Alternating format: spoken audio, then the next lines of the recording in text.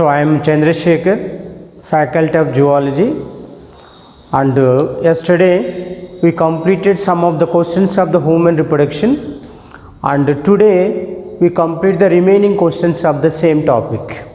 Now just here the one of the question of human reproduction given below is a diagrammatic sketch of a portion of human reproductive system. This is the figure human reproductive system, and identify the parts labeled. Identify the parts of labeled A, B, C, D. Okay, identify the parts of labeled A, B, C, D, and select the incorrect one also. Now we go for the reading, and we go for the options of the question, like A option. A carries spermatozoa from chorda epididymis to the ejaculatory ducts. Because of A is nothing but it is the excretory duct, male excretory duct, which is simply called as the vasa deferens, which is naturally carried and transport the sperms from the chorda epididymis to the of course ejaculatory duct. So it is naturally correct one. And here the B produces the alkaline secretion itself. This is the B, and which are simply called as a pair of seminal vesicles. A pair of seminal vesicles are simply comes under a male excretory glands itself. They naturally secrete the secretion which is alkaline nature, and the 60% of the volume of the seminal plasma can be made or contributed by the seminal vesicles itself, which are rich in fructose, calcium and proteins and inorganic substances like phosphorus, calcium and prostaglandins. Okay, and after that the fructose is supposed to provide the energy for the sperm when it is coming out from the seminiferous tubules of the testis itself. So after that, C option, you go for the C produce the milky secretion which form the 60% of volume of the semen. Just we see that the C labeled organism or a labeled organ is called, these are the prostate gland.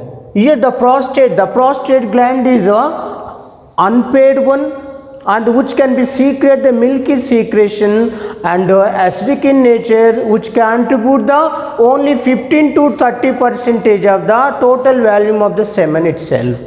And that's why under D option is the secretion of D helps in the lubrication of the penis itself.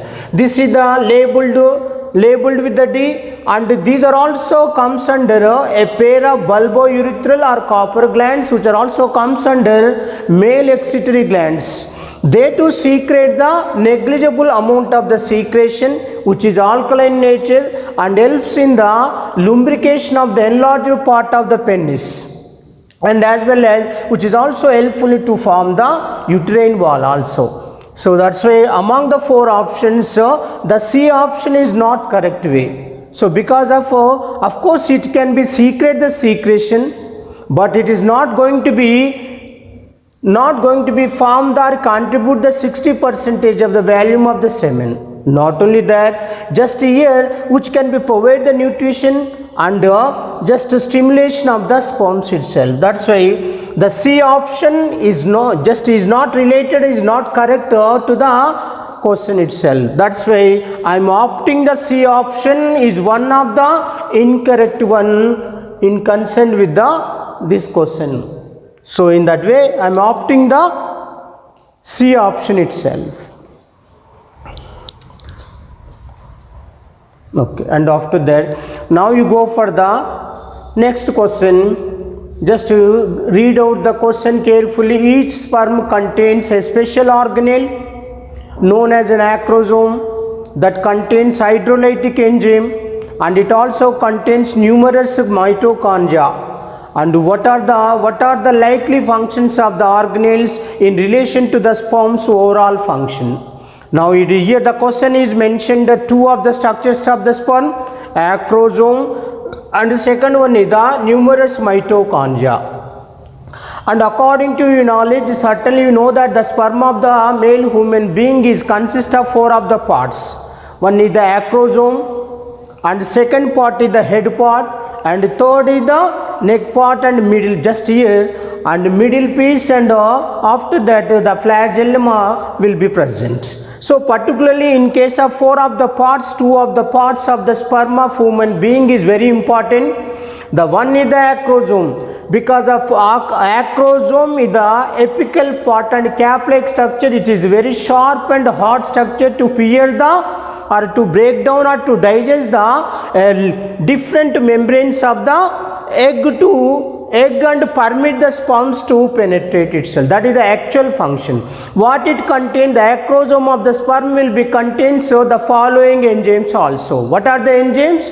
Protease and phosphatase, hyaluronidase like enzymes are so far present in the acrosome for the sake of penetration of the sperms towards the membrane of the egg itself. That's why and here in case of numerous, the provide energy for the beating action of the flagellum. Because of here the flagellum is the elongated structure and which is helpful in the motility or which is helpful in the momentum of the sperm itself.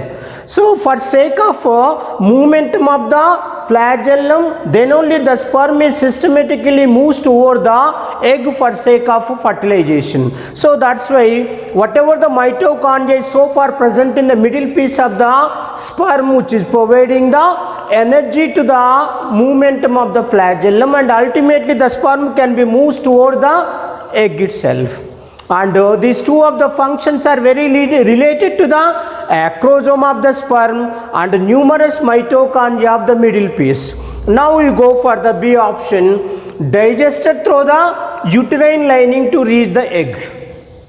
Because here the uterine wall is not concerned with the fertilization between the sperm and egg.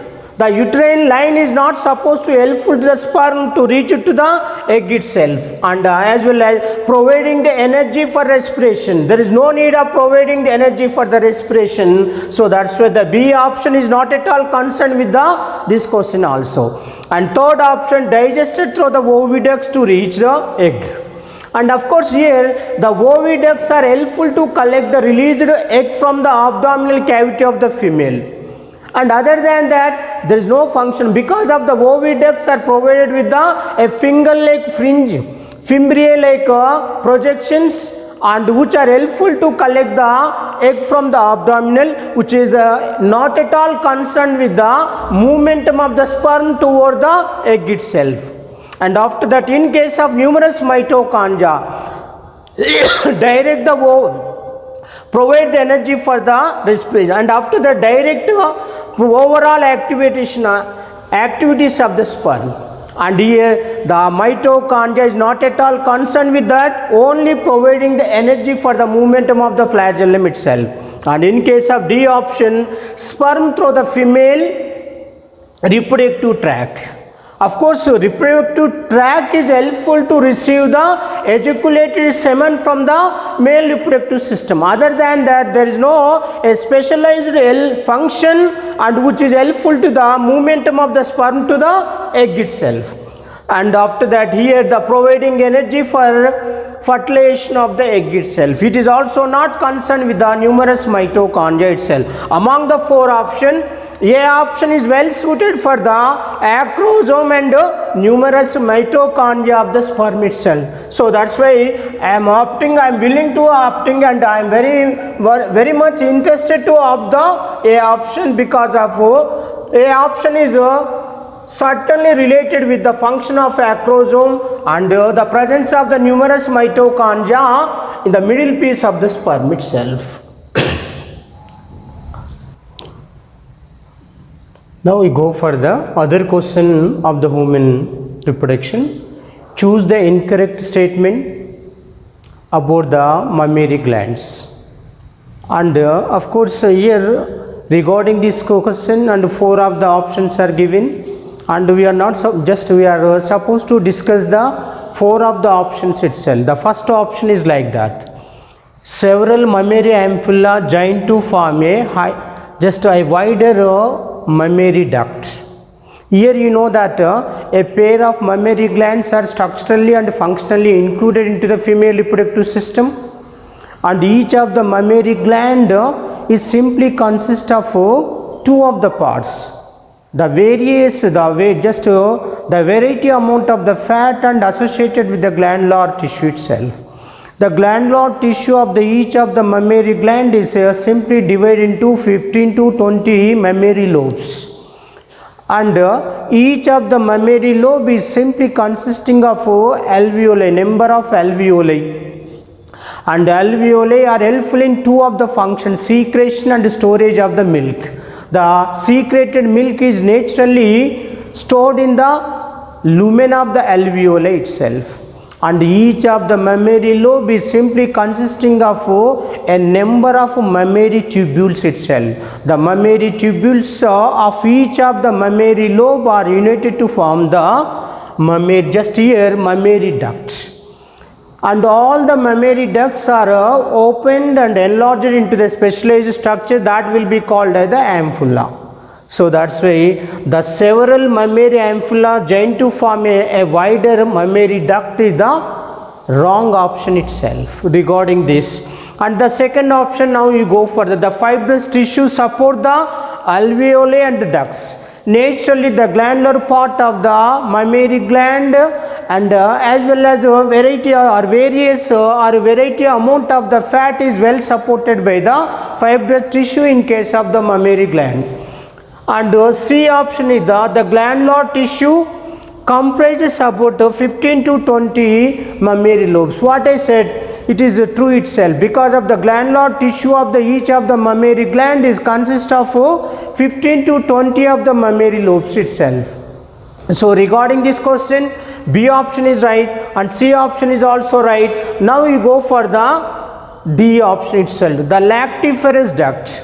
The lactiferous duct is naturally opened to the exterior with the help of nipple, and through the nipple the babies or the infants can be suckle the milk from the mother itself. That's why the lactiferous ducts carries milk from the one mammary lobe to the exterior itself. The fourth option is also correct option to the question itself. Only first option, that is the A option, is not related with this question. That is the incorrect statement for this question. That's why I am opting the first option is the correct option to the question itself. And after that you go for the next question. Pick the odd ones. Pick the odd ones in each of the following. Each of the following groups and select the correct option itself. As usually, this question is also provided with the four of the options like that: proximal centriole, and next is the vitellogenesis, and axial filament, and ring centrioles itself. Among four of the words and four of the meaningful words are given in the first option like that. Proximal centriole, where it is present? Proximal centriole is naturally present in the head part, base part of the head part, which is always helpful in the first cleavage of the zygotes. And after that, vitellogenesis means during the formation of the oocytes. Vitellogenesis is nothing but the deposition of the yolk in the oocyte during the development of the egg itself. So this is the little difference. And after that, axial filament. Axial filament is also one of the filament like structure which is present in the center part of the flagellum itself. And ring centriole. Ring centriole is also one of the specialized structure which is also confined to the sperm itself. Only one thing is, three of the words proximal centriole and axial filament and ring centriole is concerned with the one of the specialized structure. Especially the vitellogenesis is not at all concerned with the remaining three of the words. So vitellogenesis is always concerned with the deposition of the yolk during the formation of the oocytes. So that's why in first one, the vitellogenesis is the odd one. And after that you go for the second. And here ALAcetal, you know that. What is the ALAcetal? So of course eggs are differentiated into three types, particularly megalacetal, microlithial and mesolithial also on the basis of deposition of the yolk. If the more deposition of the yolk can be present, those eggs can be named as the megalithal, and moderate amount of the yolk is deposited in the eggs, those eggs can be named as the mesolithial, and negligible or else the little amount of the yolk is deposited in the eggs, those eggs can be named as the microlithial. Particularly alethal means negligible or else not considerable amount of the yolk is deposited in any egg of the animal, that could be named as the alethal itself. So that is the, of course, the best example for insects, and the most of the eggs of the vertebrates are also comes under alethal itself. And after that, germinal vesicles. And this is the only word which is not at all concerned with these remaining words. Perivitelline space, that means one of the specific word or specific space is present in between two layers of the egg itself. Just here membrane, that is the zona, pelslid and vitelline membrane, there is a specific space is present, that will be called as the perivitelline space. And after that, germinal vesicle is also one of the specialized structure which is also related with the egg itself.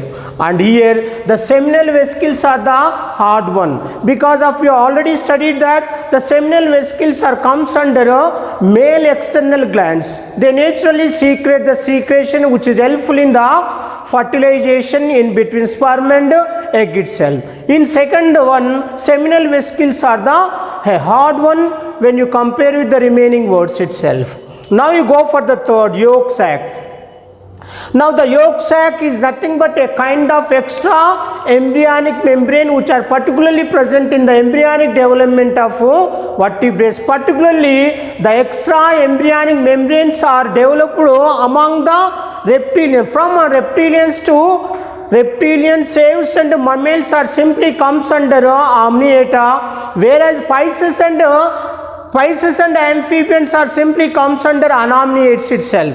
So in that way, among the four extra embryonic membranes, one is the yolk sac, and allantois is the second, and amnion is also third. And here the mesenteries are not supposed to concern with the extra embryonic membrane, that's why you take it as the odd one also. And now in third one, yolk sac, allantois and amnion are the extra embryonic membrane, whereas mesenteries are not concerned with that. And after that, fourth one is the oviducts. And oviducts are the important parts of the female reproductive system of human being. Cervix is also just here the cervix is also one of the part of the female reproductive system, whereas vagina is also another part of the female reproductive system. Apart from the cervical cap, the cervical cap is nothing but it is one of the birth controlling device itself. Here the cervical cap is naturally covering the cervix and not permit the entering of sperms into the cervix. And of course, when the sperms are not enters into the cervix, certainly there is no fertilization in between sperm and egg itself. In this case, cervical cap looks like a diaphragm, and it is the one of the technique to control the birth itself. And in that way, now you go through the four of the options like that. A option, vitellogenesis and seminal vesicles and mesenteries and cervical cap.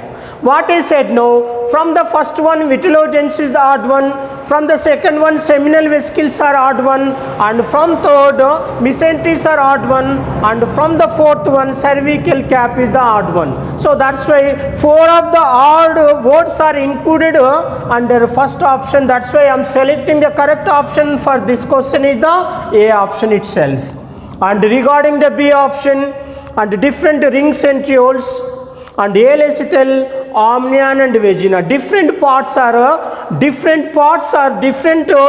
options are taken into the B also. It is not at all concerned with this question. And like that, C also, axial filament, germinal vesicle, allantois and uterus also. These are the four of the words are taken, and which is also not concerned with the fourth just answer. The third option is also not concerned with the question itself. And the D option is the pragmal centriole and perivital end space and yolk sac and cervix also. So the fourth option is also not related with this. So that's why preferably I selected first option because of all the odd words are coming to the first option. So the first option is the best answer for or best option for this question also. Okay, so now you go for the other question. You read out the question like observe the given diagram of male reproductive system and select the option which correctly identify the part and its function. And some of the in the diagram some of the labeled parts are present: P, Q, R, S. First of all, you identify the parts which are labeled in the form of particular words like P, Q, R, S. The P is the seminal vesicles, and Q is the prostate gland, and R is the bulbourethral gland or copper gland, and S is the penis itself. Now we go for the first option P. Seminal vesicles produce the secretion which provide the nutrition to the sperm and increases the motility itself.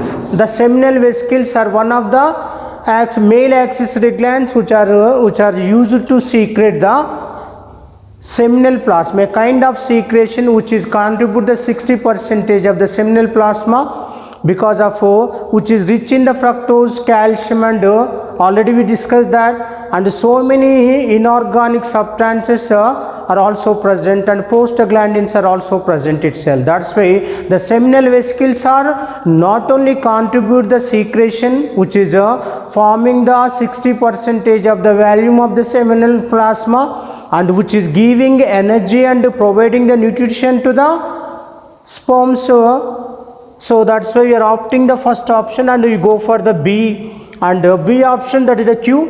And prostate gland secrete the mucus lubricating the end of the penis and leaving of lining of the urethra itself. The prostate gland is contributing the 15 to 30% of the seminal plasma, and of course acidic in nature, and as well as providing the nutrition, but it is not at all concerned with the stimulation of the enlarged part of the penis and as well as lining of the urethra itself. That's why the B option is not at all correct. And C option or copper gland nourishes and activate the spermatozoa to swim. Of course, bulbourethral gland is having another name, that is the copper gland, which is always look after the two of the things itself. What is the two things? It can be lubricate the penis and which are aiding in the lining of the urethra itself. That's why the third option is also not concerned this. And fourth option, yes, penis is the penis transport the sperm from epididymis to the ejaculatory duct. The penis will be acting in two of the ways itself, sending of urine from the body, and not only that, during the sexual intercourse in between male and female of the human being, the penis is inserting into the vaginal part to release the sperms into the female genital tract. So in that way, the fourth option is also not related. Only the first option is the correct option to this question. Now I am opting the first one itself. So you go for the other question regarding the menstrual cycle, and low levels of LH during secretory phase of the menstrual cycle are primarily due to. Already you know that the menstrual cycle of a female human reproductive system, we can observe the 4 of the cycle, and one cycle is the menstrual cycle, and second cycle is the, of course, what is the second one is the proliferation cycle, and third one is the ovulatory cycle, and fourth one is the luteal cycle itself. So here the menstrual cycle is naturally completed in between 1 to 5 days, and the proliferation or proliferation phase will be continued up to the 6th to 14th day, and the 14th day is the middle of the menstrual cycle. It is very important to release the egg into the abdominal cavity, that is called ovulation.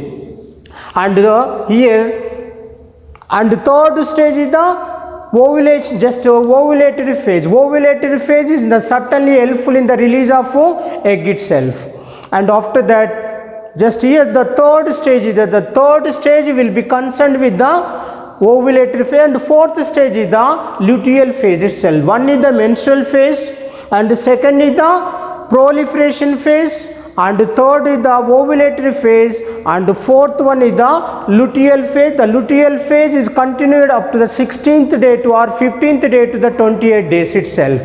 So in case of menstrual cycle, the menstrual cycle is nothing but the endometrium of the uterus and as well as the blood capillaries of the endometrium can be ruptured to release the bad and the wastage blood which is passing from the vaginal part itself.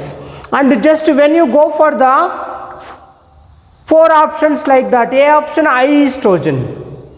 The high estrogen is always secreted in second phase, that is the proliferatory phase. In proliferatory phase, two different aspects can be takes place within the ovary and uterus itself. In case of ovary, certainly the follicles are supposed to increase in number.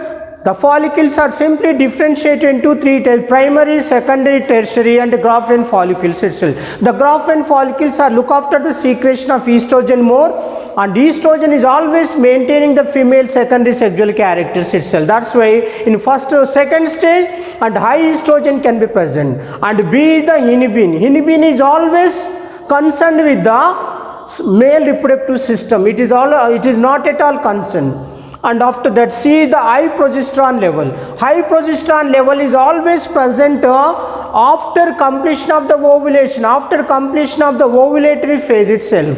Because of the released egg may be fertilized with the sperm. Certainly, the remaining Graafian follicles are united to form the corpus luteum, and corpus luteum is supposed to secrete the more amount of the progesterone, and that will be helpful to maintain the uterus that will be maintained or develop the endometrium membrane of the uterus to maintain the pregnancy till the parturition will be completed. And fourth one is the high estrogen and progesterone will be present. So in that way, the low levels of LH, because the luteal or else the secretory phase is nothing but the luteal phase, because of the luteal phase is always present in the menstrual cycle after ovulation. The LH is nothing but luteinizing hormone is helpful to release the ovum into the abdominal cavity during the ovulatory phase. And after completion of ovulation, there is no need of LH itself. That's why during the luteal phase, so the LH levels are supposed to decreases, but whereas the estrogen and the progesterone levels can be increases, because of the estrogen is always look after to maintain the female secondary sexual characters. In case of progesterone is always maintain the endometrium of the uterus till the baby is developed, until the parturition of the baby will be affected. That's why in this case high estrogen and progesterone level is always more in this case itself. That's why I am opting the fourth option, that is called high estrogen and high progesterone level can be present. And after that you go for the another question, that is the structural connecting the fetus to the placenta is. The structural connection connecting the fetus to the placenta is first option like that umbilical cord, and second is the amnion, and third one is the yolk sac, and fourth one is the chorion. Just apart from the umbilical cord, remaining three of them are the extra embryonic membrane like amnion and as well as yolk sac and D the chorion. The three of the extra embryonic membranes which are helpful in the developing of fetus within the uterus of the mother, but there is no particular connection in between the fetus to the placenta. So only the umbilical cord is the only structure which is perfectly connecting the fetus to the placenta for sake of supplying the nutritive substance to the a developing fetus with the help of placenta of the mother itself. Okay, now the option is best one is the umbilical cord. Umbilical cord is the only structure which can be connecting the fetus to the placenta. Remaining three of the option like B, C, D are the extra embryonic membranes only. Right. Now you go for the other question.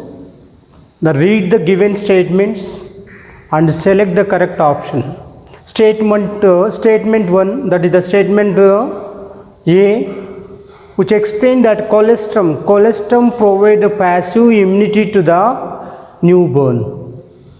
Of course, you know that immunity systems are two types, passive, and here whatever the antibodies are, ready-made antibodies are supplying and providing to the newborn, that will be treated as the passive immunity. So naturally the colostrum is nothing but during the initial lactation by the mother to the newborn baby is giving a yellow colored milk itself. The yellow colored milk is itself is called colostrum.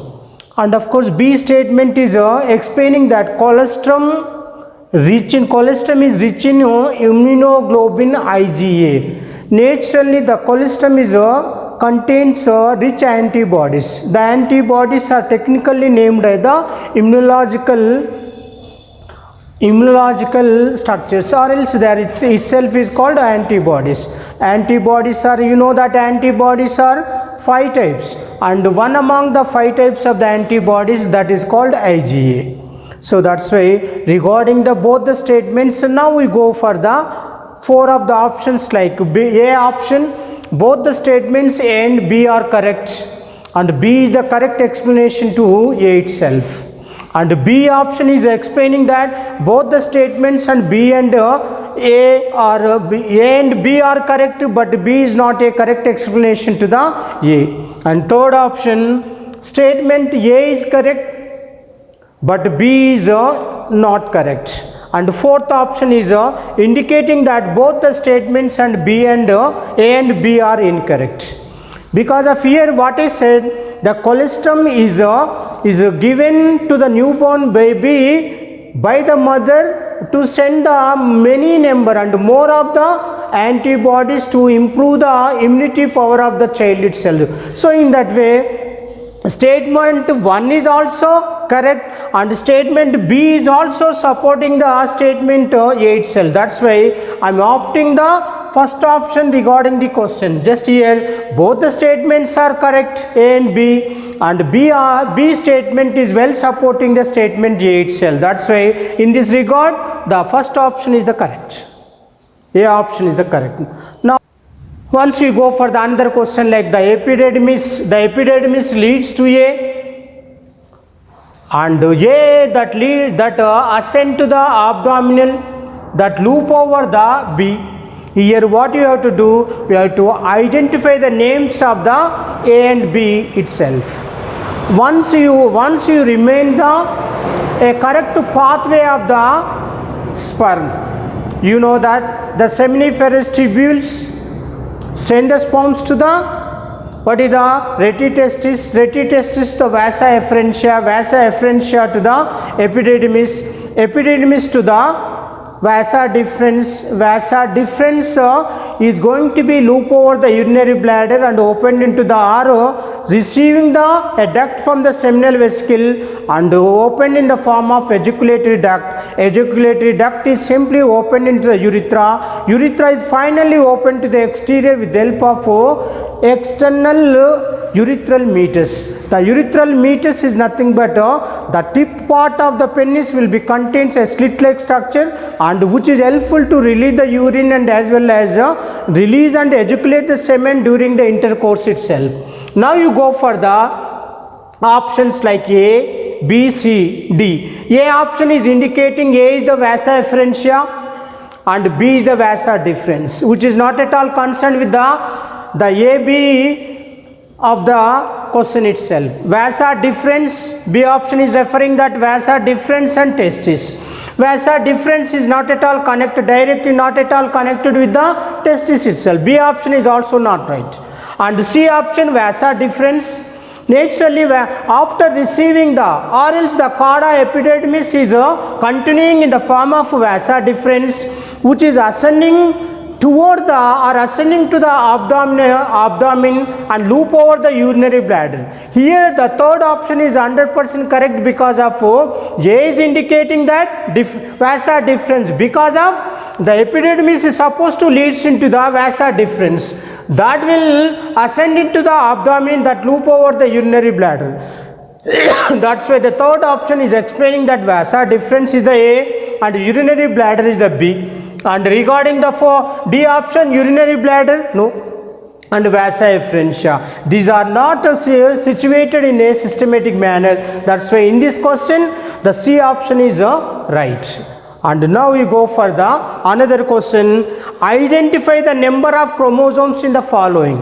Here the question is providing the three of the different structures. One is called spermatogonium, and second one is the primary spermatocyte itself, and the third one is the spermatid. Now we go for the spermatogonium. What is your meaning of spermatogonium? Seminiferous tubules are simply lined with the two kinds of the structures itself. One is called spermatogonial cells and second one is the Sertoli cells. The spermatogonial cells are naturally differentiated into the spermatogonia, or some of the spermatogonium cells are simply called as the spermatogonia, which naturally contain the 46 chromosomes. And after that, some of the spermatogonial cells are also described and treated as the primary spermatocyte. The primary spermatocytes are naturally contain the 46 chromosomes or diploid state of the chromosome that will be indicated in the form of 2n number. Whereas spermatids, after completion of the two of the meiosis division by the primary spermatocytes, so the spermatids can be formed. The spermatids are naturally contain the applied number of the chromosomes that will be equivalent to the 23rd or 23 chromosomes itself. The first option is indicating that spermatogonium 46 chromosome, primary spermatocyte 23 and spermatid are 23. This option is not at all correct because of spermatogonium is right way contain the 46, but whereas primary spermatogonium is also contain the 46, but instead of 46 here the first option is mentioned the 23, and whereas spermatid is naturally contain the 23 chromosomes. And B option 23, 46, 23 itself, it is also not correct option. And whereas C option is spermatogonium is contain 46, quite right, and primary spermatocyte is also contain the 46, it is also correct, and spermatid is naturally contain the applied set of the chromosome that is indicating the 23. So that's why the third option is absolutely correct for this question. And after that the fourth option, D option 46, 23 to 46 also. The fourth option is also not related with the three of the words of the question. That's why absolutely the third option is correct answer to the above question itself. That is called spermatogonium will contain 46, primary spermatocyte will contain 46, and spermatid is the only structure which will be contain the applied number of the chromosome. That is right. With the help of these questions I am concluding the first topic, that is called human reproduction, and after that we are supposed to start the reproductive health itself. Okay.